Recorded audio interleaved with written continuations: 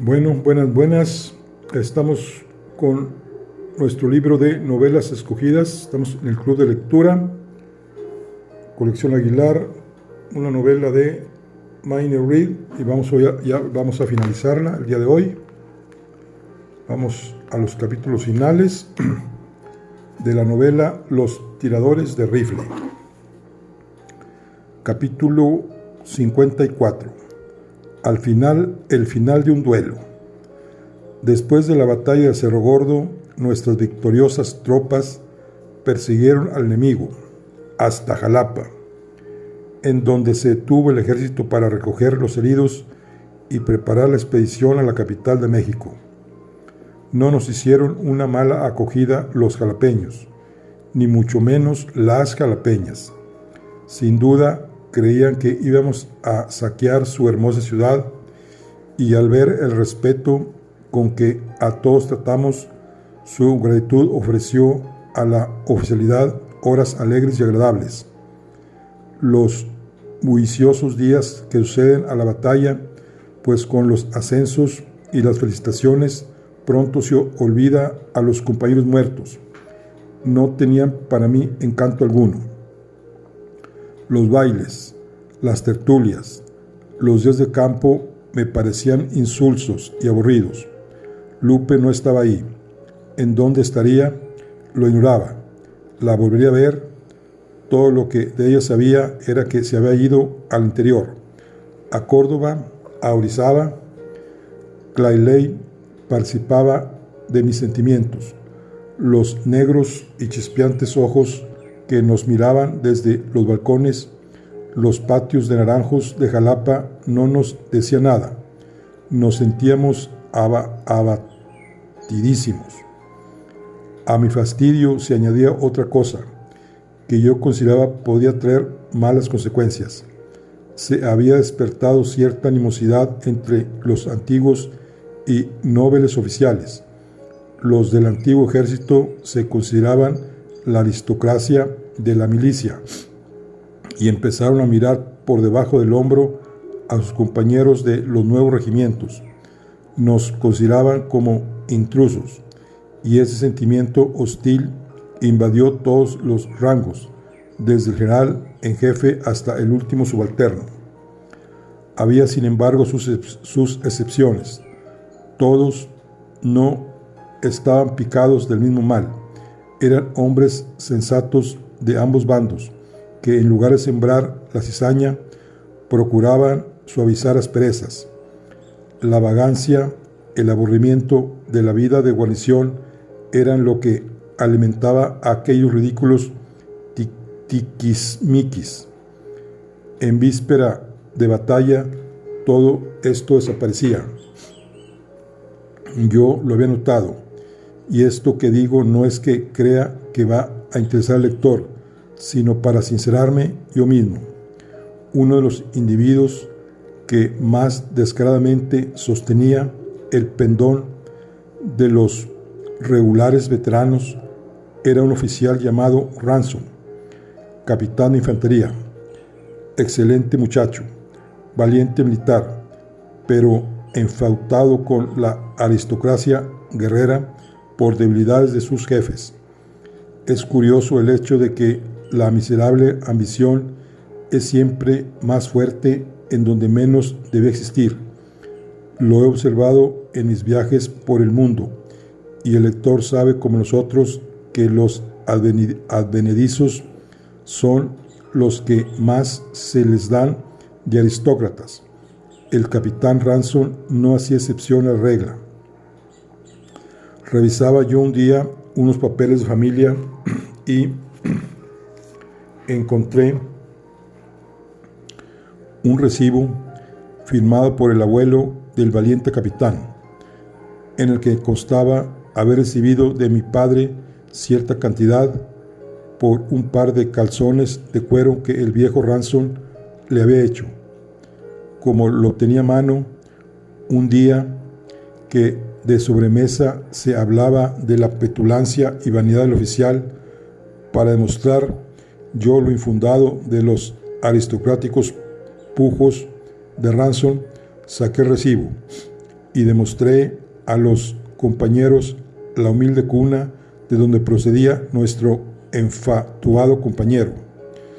Los oficiales que conmigo estaban celebraron el hallazgo, hicieron un chiste sobre el descendiente del sastre de calzones, y algunos de ellos sacaron copias del documento, una de las cuales llegó a manos de Ransom.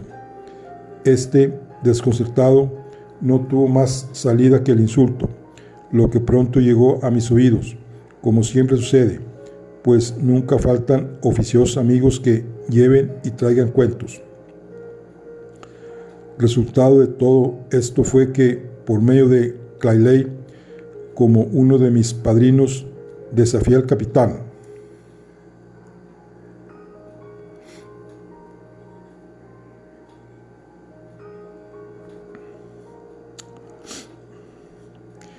Y quedó concertado el duelo para la mañana del siguiente día.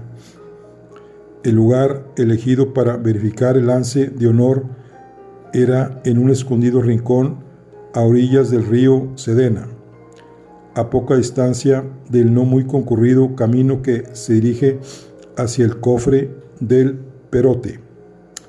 Al salir el sol, montamos en 2 coches, acompañados por los testigos y los médicos.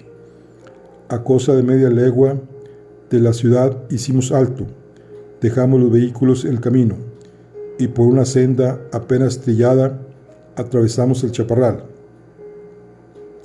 Llegamos al lugar convenido y no es posible darse idea de lo apropiado y bonito de aquel paraje que antes de ahora había sido lugar favorito para esta clase de ejercicios, cuando los descendientes de Cortés conservaban más pujantes su espíritu caballeresco y sus hidalgas costumbres. Nuestros testigos pronto midieron el terreno, nos colocaron de espaldas el uno al otro, a la voz de mando de listos, ya 1, 2, 3. Teníamos que volvernos rápidamente y hacer fuego. Estábamos en nuestro puesto aguardando la señal con aquel imponente silencio que siempre preside tales momentos, cuando el pequeño Jack, que se había quedado en los coches, llegó corriendo y gritando con toda la fuerza de sus pulmones: «¡Mi capitán! ¡Mi capitán!». Todos nos volvimos hacia el muchacho, mirándole asombrados, preguntando con la expresión la causa de la alarma. Jack aspiró una gran bocanada de aire y volvió a gritar: «Los mexicanos están en el camino». Apenas había terminado de pronunciar estas palabras cuando oímos el ruido de caballos que, galopando, se acercaban, y a poco un buen número de jinetes penetró en el espacio abierto. Al momento reconocí en ellos los guerrilleros. Ransom, que era el que más cerca de ellos se hallaba, disparó sobre uno, pero erró el tiro. De un salto el jinete se echó sobre él, sable en alto, para asestarle formidable tajo. Disparé, y el guerrillero lanzó un rugido cayendo sin vida sobre el césped. «Gracias, Haller», me gritó mi adversario cuando nos volvimos para coger otras pistolas. Habíamos traído 4 pares. Los testigos y los médicos también se habían armado y enfilaban a los mexicanos. En aquel momento mis miradas se fijaron en un caballo negro.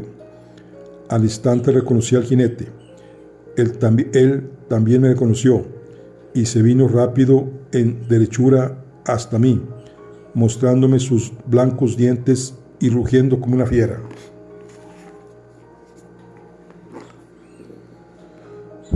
Su sable resplandeció ante mis ojos. Disparé. Sentí enorme peso sobre mi cabeza y caí a tierra sin sentido. Mi aturdimiento fue breve. Enseguida volví en mí. Oía las detonaciones de las armas, las pisadas de los caballos, los ayes y quejas de los heridos. Miré atontado y vi a varios soldados de caballería con uniformes oscuros, galopando en el pequeño prado, dando vueltas y corriendo hacia la entrada del bosque. Por los vivos amarillos comprendí que eran dragones yanquis. Me pasé la mano por la cara. Estaba toda cubierta de sangre. Un cuerpo pesado gravitaba sobre el mío, del que el pequeño Jack tiraba con todas sus fuerzas para quitármelo encima. Me ayudé como pude y arrastrándome salí de debajo del cadáver, al que no hice sino echar una mirada. Era él. En voz baja dijo el zagal: es Dubroz, muerto. Lujosamente vestido, aun con su palidez cadavérica, estaba hermoso y pintoresco. La bala de mi pistola le había atravesado el corazón, dejándolo muerto en el acto. Le toqué en la frente y ya estaba casi frío. Sus hermosas facciones, sus ojos relucientes habían perdido su viva expresión. Ciérraselos, le dije al muchacho al alejarme del cadáver. A mi alrededor había tumbados varios muertos y heridos de los dos bandos. Una partida de oficiales regresaba en aquel momento de la persecución que había emprendido tras los guerrilleros fugitivos. Entre ellos venía mi antiguo adversario con sus padrinos y los médicos. Mi amigo Clayley había sido herido en la refriega y traía el brazo en cabestrillo. Un dragón se adelantó corriendo. Era el coronel Hardy. Estos muchachos, dijo, deteniéndose, han llegado a tiempo para evitarnos cumplir un deber desagradable.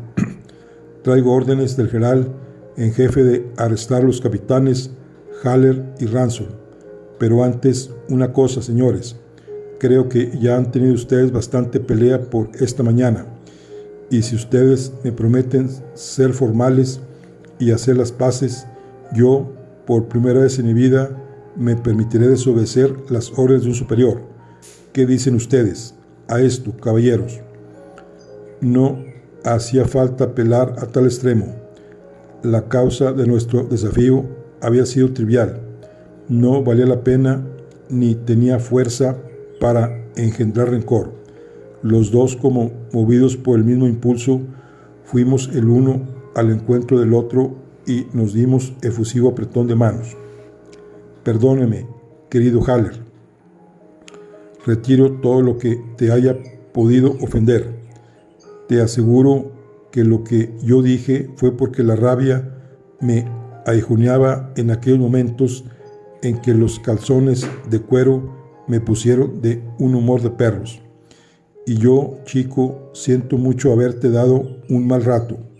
Ven conmigo a mi alojamiento a tomar un trago de vino y encenderemos nuestros cigarros con el maldito documento. Todos celebraron nuestras paces y la buena naturaleza de Ransom venció sobre su orgullo y rió junto con los demás compañeros celebrando mi ocurrencia. Regresamos a la ciudad juntos en el mismo coche, los más amigos del mundo. Los soldados que registraron el cadáver de Dubroce encontraron sobre él un papel que probaba que el francés era un espía al servicio de Santana. Había ingresado en Nueva Orleans en la compañía de francotiradores con la intención de descubrir los planes del ejército norteamericano y desertar al desembarco en tierra mexicana, proyecto que en parte logró hacer, como hemos relatado. Si hubiera logrado ser capitán de la compañía, hubiera encontrado la oportunidad de entregarnos a todos al enemigo en el Valle de la Virgen. Capítulo 55. Adiós. No tardó mucho Clayley en curarse de sus heridas y tuvo pronto el gusto de estar en su compañía. Tan cara para mí. Pero ni esta satisfacción ni las sonrisas de las jalapeñas alejaban de mi alma la melancolía en que estaba sumido. Mi pensamiento, siempre fijo en Guadalupe, estaba modificado por la dolorosa idea de que nunca la volvería a ver. Sin embargo, mejor ventura me estaba reservada. Un día que Clayley y yo, con otros compañeros, nos encontrábamos alrededor de una mesa de la fonda de las diligencias, la mejor de la ciudad, tratando de olvidar nuestras penas con unas cuantas botellas, entró Jack. Me tocó en el hombro y en voz baja me dijo: «Mi capitán». Un mexicano desea verle. «¿Quién es?», pregunté, un tanto contrariado por la intempestiva visita. «El hermano», contestó, en el mismo diapasón. «¿El hermano? ¿Qué hermano, hombre?» «El de la señorita, mi capitán». De un salto me puse en pie, tan violentamente que tiré una botella y varias copas. Chico, ¿qué ocurre?», preguntaron varias voces a una. «Señores, perdonen un momento. Enseguida, yo». «Cierto, cierto», exclamaron mis compañeros. «Como gustes». Salí, dejándolos asombrados y llenos de curiosidad. Al menos me planté en la antesala y abracé a Narciso. «¿Estáis todos aquí? ¿Cuándo habéis llegado?» «Ayer, capitán. Yo vine a buscarle, pero no pude dar con usted».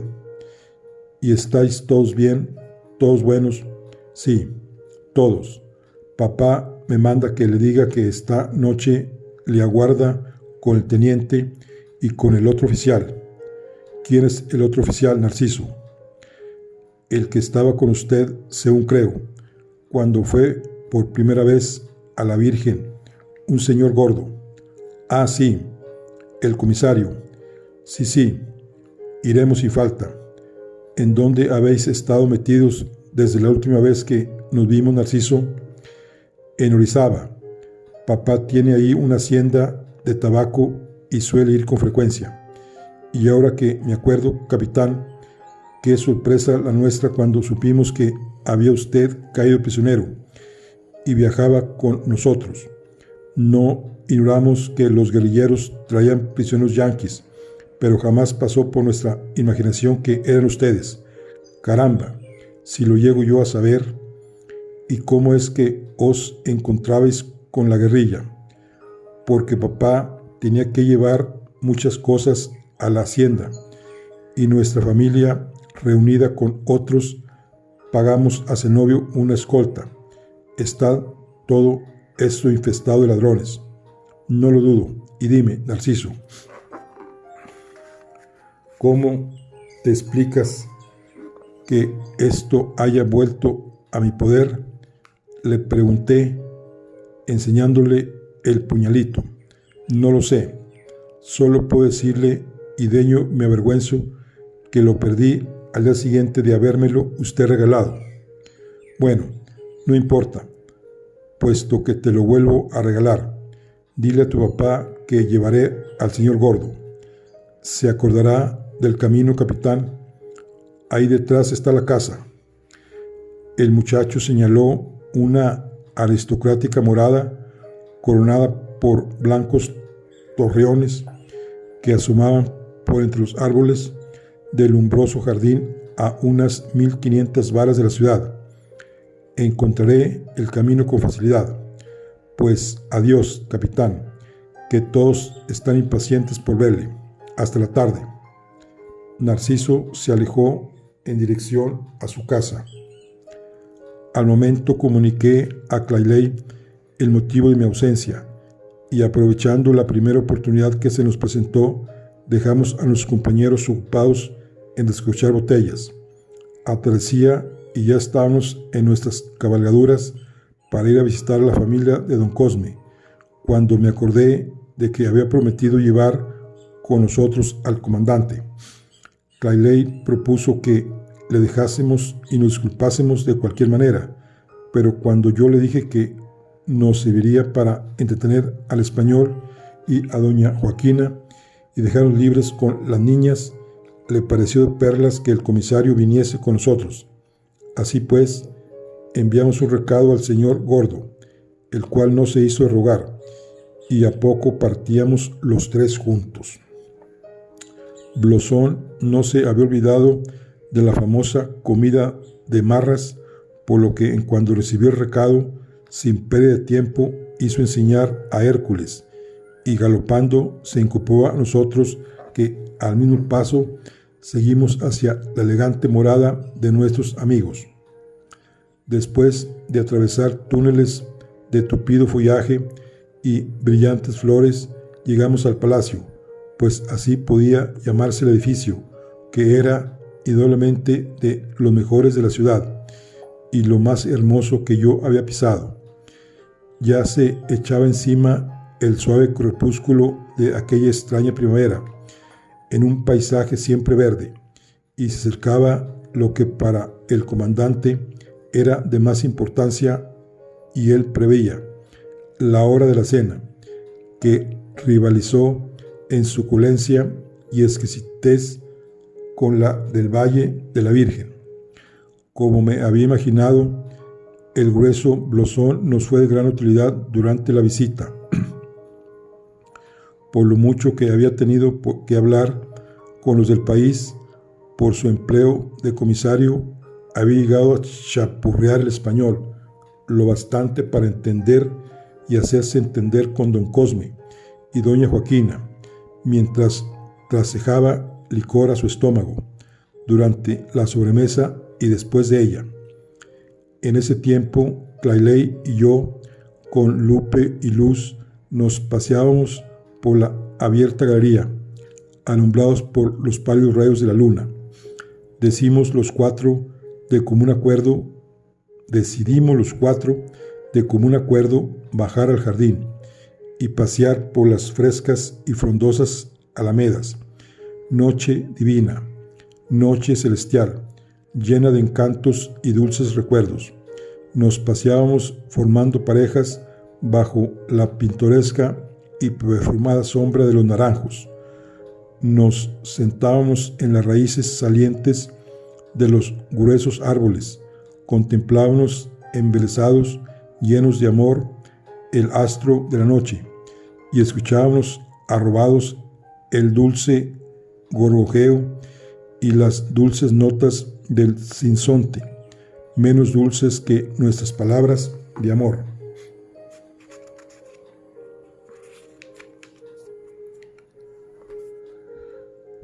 Los peligros pasados, borrados de la memoria, los que nos aguardaban.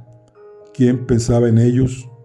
Ya era bien entrada la noche, muy tarde, cuando dijimos a nuestros amigos: buenas noches, hasta mañana, hasta mañana. Llenos de gozo y de dulces esperanzas nos separamos.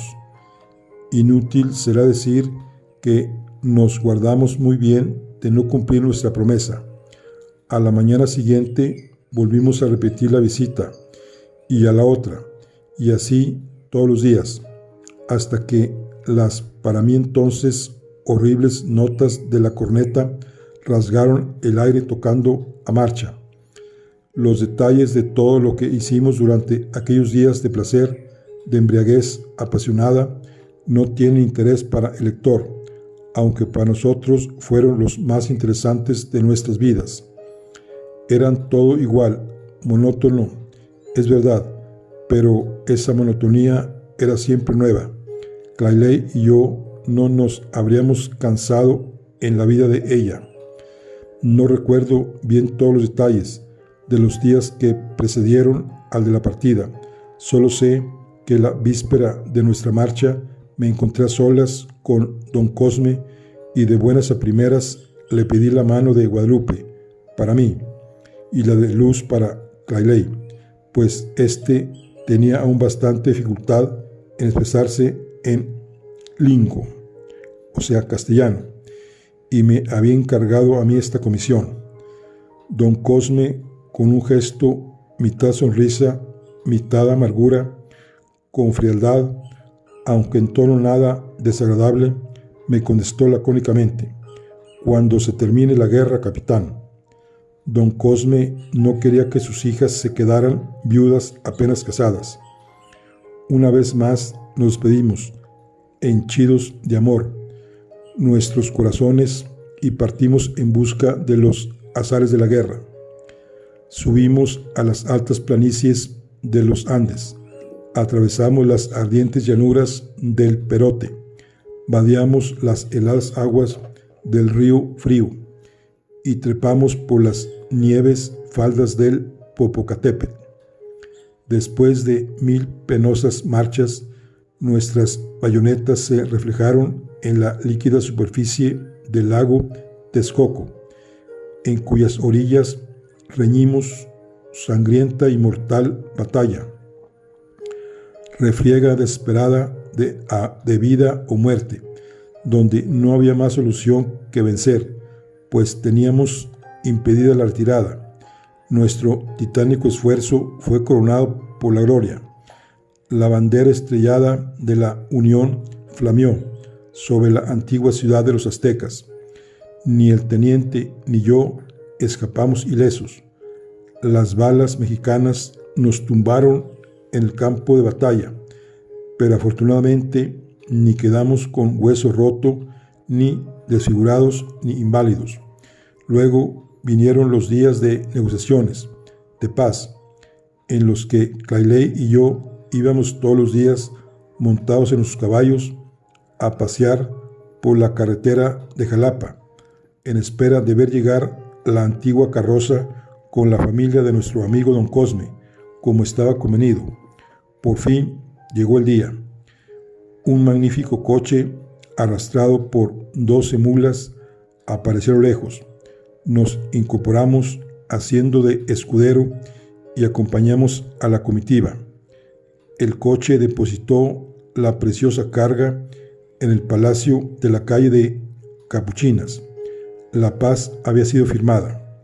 Poco después de la llegada de la querida familia, 2 oficiales con uniforme de gala entraban en el zaguán del palacio, hicieron pasar sus tarjetas y al momento fueron recibidos.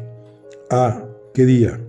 Entonces ocurrió uno de esos acontecimientos que solo pueden pasar una vez en la vida. Duró 1 hora en la pequeña capilla de San Bernardo. Hay un convento, el de Santa Catalina, el más rico de México, del mundo quizá. Lleno de monjas, de bellísimas criaturas, ricas todas, millonarias las más, divinas mujeres ahí internadas que jamás volverán a ver el rostro de un hombre. Después de mi visita a San Bernardo, a los 8 días fui invitado a ver el convento, y por raro privilegio concedido a los de mi sexo, se me permitió entrar en el sagrado recinto. Qué pena sentí, qué escena tan triste. Pobre María de las Mercedes, qué hermosa estaba con sus hábitos de inmaculada blancura, más bella, más linda que con su tinte de tristeza y resignada pena que cuando la conocí.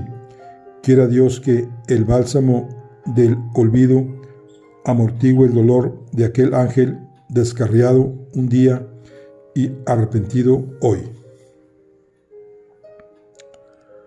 A fines del año 1848 regresé a Nueva Orleans. Una mañana que me paseaba por la Levee con mi encantadora compañera del brazo, oí una voz conocida que me llamaba, que me susurra, que me zurza: Raúl, si ese no es el capitán, apuesto. Me volví y con gran alegría tropecé con Lincoln y el francés. Habían dejado la vida militar y se preparaban para una gran excursión cinegética en las montañas rocosas. No creo necesario describir nuestra mutua alegría y satisfacción que compartió mi mujer, a quien muchas veces había contado las hazañas de mis dos valientes tiradores. Les pregunté por Chane, el irlandés. Al licenciarse el ejército en campaña, había sentado plaza en uno de los regimientos regulares y era, según Lincoln, el primer sargento de la compañía. No quise separarme de mis antiguos compañeros sin dejarles un recuerdo. Mi mujer se quitó de las manos un par de sortijas y se las entregó a los buenos muchachos. El francés, con su peculiar galantería, puso el dedo para recibirla, pero Lincoln, después de intentar en vano imitar a Raúl, declaró sonriente que aquello no le entraba en ninguno de los 10 salchichas en que terminaban sus manos. La envolvió cuidadosamente en un papel y la guardó en su cartuchera. Nos acompañaron hasta el hotel en que estábamos alojados, en donde le regalé algo más apropiado a sus gustos y aficiones. A Raúl le di 2 de mis mejores revólveres, de los cuales no pensaba volver a servirme, y a Lincoln le hice el mejor presente que podía soñar, el rifle alemán, el famoso Sundernandel del comisario, con el que iba a matar más osos grises en las montañas rocosas que todos los cazadores juntos. Lector querido, iba a decirte adiós cuando el pequeño Jack me trae una carta con matasello de Veracruz, fechada en La Virgen, 1 de noviembre de 1849. No resisto el deseo de copiarla. Dice así: has sido un loco por marcharte de México. Nunca serás por ahí la mitad de feliz de lo que aquí podría ser. Apenas reconocerías el rancho, chico, en lo que se refiere a los campos que le rodean. Lo he limpiado de malezas y espero que el año próximo me produzcan más de 200 balas de algodón. Creo que he de obtenerlo tan bueno como el de Luisiana. Además, tengo un pedazo de tierra destinado a la vainilla. Si vieses esto, cuánto te agradaría. Lo hemos mejorado mucho y mi pequeña Luz toma buena parte de todos esos trabajos. Querido Haller, soy el hombre más feliz de la creación. Ayer comí con nuestro amigo Zenobio. Si lo hubieras visto cuando le dije quién era, qué cara puso. Luego rió como para reventar. A pesar de sus aficiones al contrabando, es un excelente sujeto el tal Zenobio. No sé si sabrás que nuestro antiguo amigo, el padre, fue fusilado. Hizo armas contra el gobierno en el pronunciamiento de Paredes, hecho prisionero en Querétaro. Fue pasado por las armas con otros 12 compañeros en menos que ese cura loco se hubiera persignado. Ahora, querido Haller, la última palabra. Todos te esperamos impacientes. La casa de Jalapa está preparada para recibirte. Dice doña Joaquina que es tuya y ella está empeñada en que vengas. De don Cosme no hay nada que hablar. Ya sabes que Lupe ha sido siempre su favorita. Ven, si quieres darle ese gustazo. El buen Zenobio dice que quisiera saber cómo te las arreglaste para procurarte un cuchillo y abrir el boquete en la pared de adobe. También quiere que vuelvas. Luz, que no puede pasar sin Lupe, suspira por ella, y yo no soy el que menos desea tu regreso. Así pues, no aguardes la llamada. Ven, pero ven a escape. Tuyo siempre, Eduardo Clayley. Lector, todos me aconsejan que vuelva. ¿Qué me dices tú? Fin de Los Tiradores de Rifle. Bueno, esta es la historia, digamos, de la batalla de los mexicanos con los estadounidenses en la batalla donde a final de cuentas perdimos la mitad casi de nuestro territorio, contada por un extranjero.